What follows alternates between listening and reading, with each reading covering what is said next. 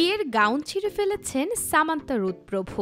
এমন খবর প্রকাশের পরপরই সিনে দুনিয়ায় চলছে নানা আলোচনা। দক্ষিণ ভারতীয় এই অভিনেত্রী কেন এমন কাজ করেছেন, এই প্রশ্ন এখন নেটিজেনদের। তারা বলছেন, অভিনেতা নাগা চৈতন্যের প্রতি ক্ষোভ প্রকাশ করতেই সামান্থার এমন পদক্ষেপ।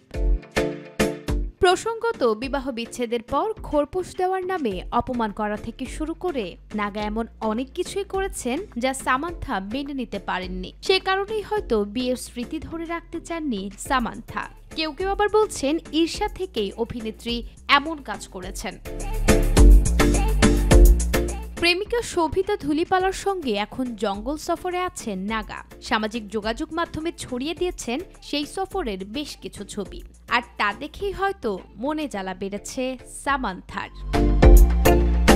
এমন সব গুঞ্জনের পর সামান্থা জানিয়েছেন, জামা কাপড়ের অপচয় বন্ধ করতেই এই কাজটি করেছি আমি। সাদা বিয়ের গাউনকে কেটে বানিয়েছি কালো রঙের ককটেল ড্রেস।